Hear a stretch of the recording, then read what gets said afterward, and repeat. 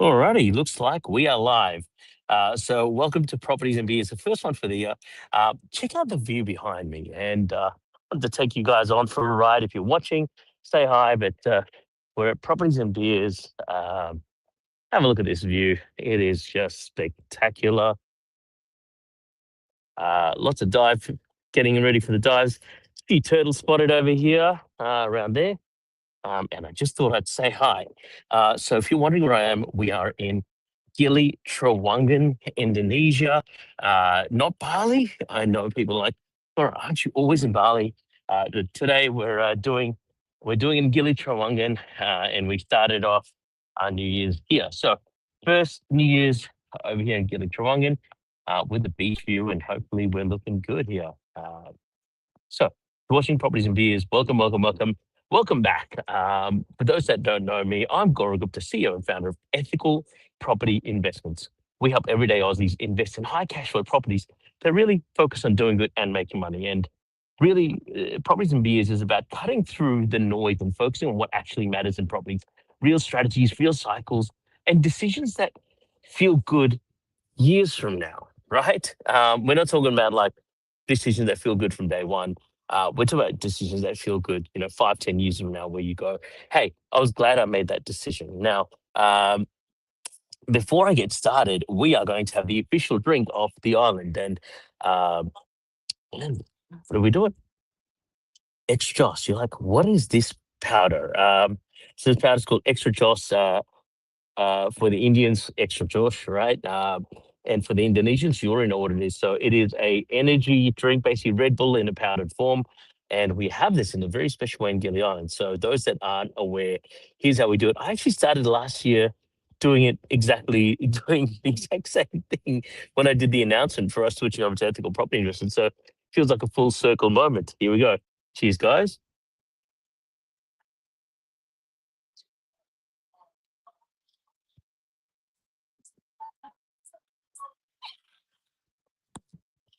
Promise you that wasn't water, that was vodka.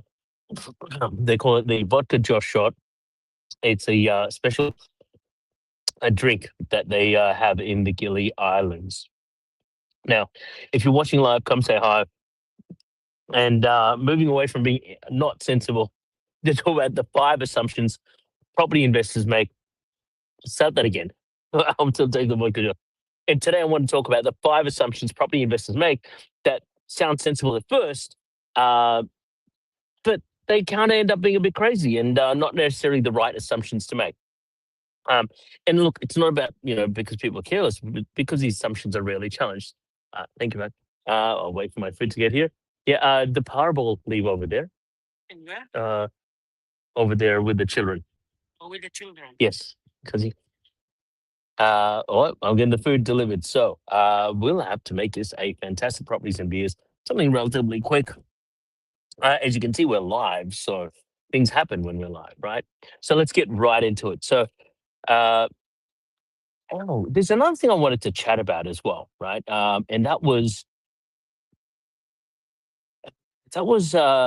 also talking about planning, right? And what I do for New Year's. So actually, before we get into property, I want to zoom out for a moment because you know the time of the year is powerful. We're all setting.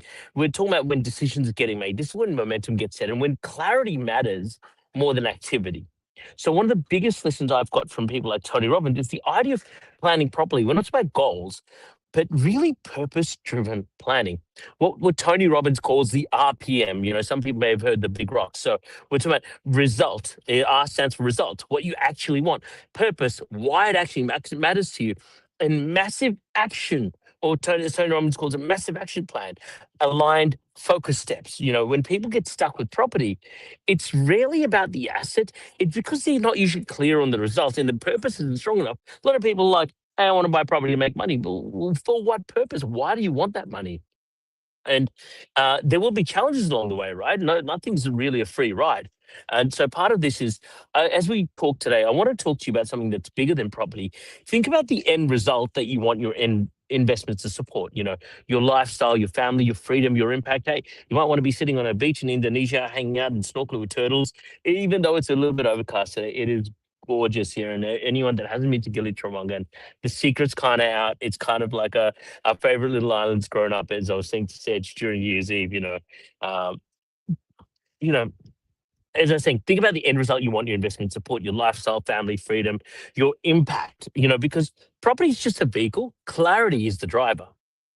Now, with that lens, let's talk about the 5 assumptions property investors make that sound sensible in first. So, assumption number 1, property always goes up. So, timing doesn't really matter.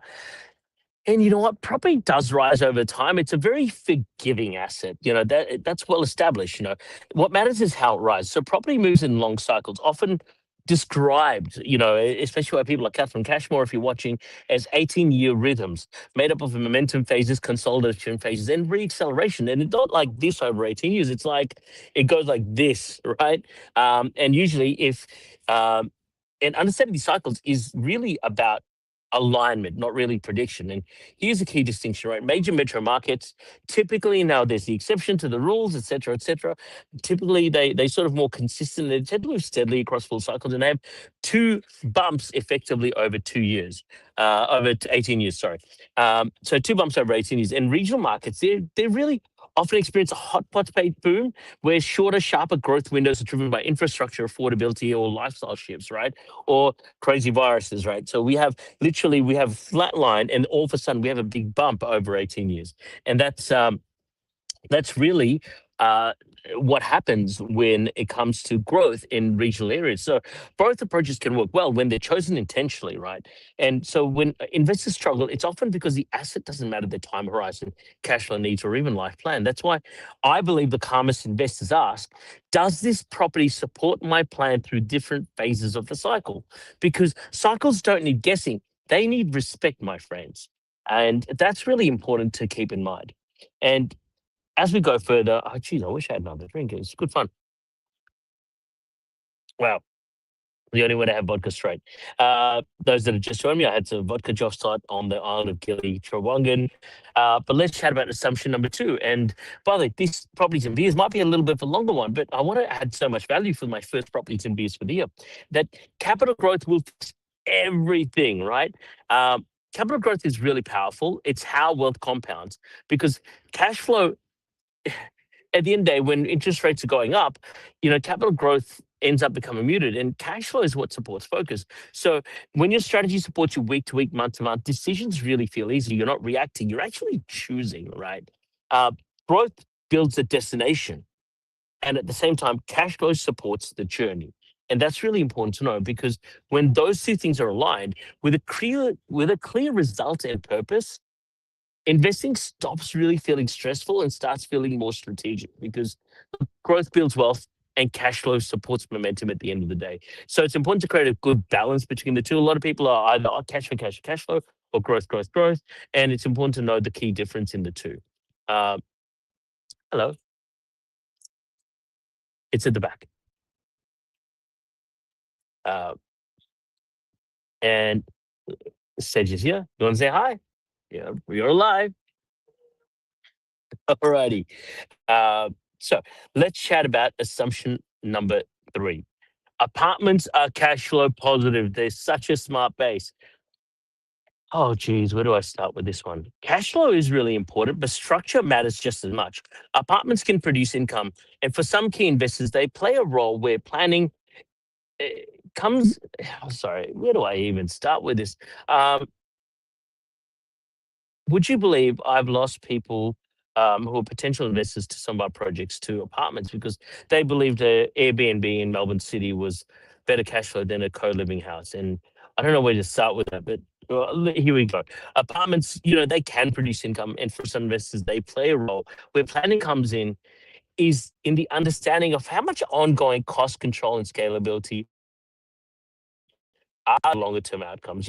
When you plan with the end in mind, when you play with the end result in mind, it's not just about the next year, but the next decade and assets that allow flexibility and tend to support momentum far more effectively than others. And, it's not really about the right or wrong assets. It's about choosing assets that align with your plan, your RPM, as we spoke about it, because, um, you know, cash flow helps today, Scalable assets create pathways. And at the end of the day, if you're not buying assets with land, you're buying what could be a temporary cash flow vehicle that when you don't do the due diligence on, which we'll chat about a little bit later, when you don't do significant due diligence on, they can put you in between a rock and a hard place and really chew up your borrowing capacity. So I'm not a fan of apartments. My first investment, by the way, was an apartment, and which really didn't do that well, especially when compared to a townhouse in with what is now the middle ring of Melbourne. Uh, in the same time, the apartment had grown, 60 grand. I made, geez, almost 400K in a townhouse. So, you know what? Yeah, the apartment did grow, but at what cost? I could have bought two of those townhouses and done so much better. And let's chat about, we will chat about what assumption numbers have later, but let's chat about assumption four. One good property equals security. One property is a great milestone, but really security comes from choice. The choice to adjust, the choice to refinance, the choice to expand and pause or redirect as life evolves. When your strategy is built around a clear purpose, flexibility becomes part of your design. It's not an afterthought. And that, my friends, is when investing starts to feel supportive instead of heavy, because security grows from flexibility at the end of the day, right? Now, if you're really focused on one property, then you know what? If something happens to that property, like I had a client who, on their first investment property, they called me and said, "Hey, our tenant hasn't paid rent for 6 months." And who's there to support that, right? If you've got a single purpose property and it's your first property and you're bleeding cash flow for 6 months, that's painful, right? And that's why I recommend people go for high cash flow options such as co-living, etc., where you've got multiple streams of income, or better yet, even multiple properties. That way, if there's any issues, they get they sort of, yes, you have more issues, but over a period of time, they sort of equal each other out, and your cash flow doesn't hurt as much, right? And assumption number five, if the numbers work on paper, they'll work in real life. And here's the thing, numbers matter, but life matters more. The strongest strategies are built with a margin. They really allow for change. They respect people that are evolved. So when your plan is aligned with your values and purpose, you don't need perfect conditions. You just need consistency and the understanding that shit can go sideways. Part of my French, but that's the truth, right? That's what keeps people moving forward year after year. And the best strategies feel calm to live with. And if you're focusing, and that's why I'm so against rental guarantees, right? Because rental guarantees talk about these false numbers that don't really exist, or they exist for a very short period of time. And I believe that, you should really focus on the right thing for the right time. Um, and let's bring it back to the year ahead, guys. Let's close it off. And as you set your year up, I encourage you to do three things. Number one, get really clear on the results you want. Number two, get deeply connected to the purpose behind it. And number three, yes, that's right, to my Tony Robbins friends, take focused, aligned actions and not scattered effort. Property done well supports your life. It doesn't distract from. Where clarity leads, momentum follows. This is Property Reviews. Follow us for property thinking and life thinking that works across multiple cycles. Guys, pleasure speaking to you. Happy New Year's. Selamat Tahun Baru, as they say in Indonesia. And if you're in Bali or Gili Trawangan, come say hi. And if you're watching this live, drop me a line, come say hi. And catch you guys later. See ya.